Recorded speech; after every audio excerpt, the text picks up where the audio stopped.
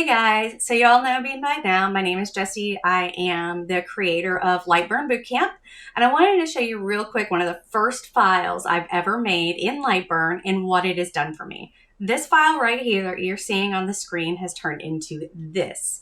I've gotten recognition for it.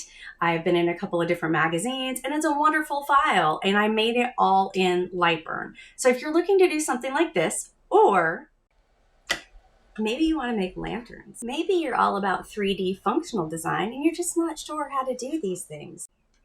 In order to do any of this, the first thing you're going to need to learn how to do is use LightBurn. You're going to need to learn LightBurn inside and out, and that's what I'm here for.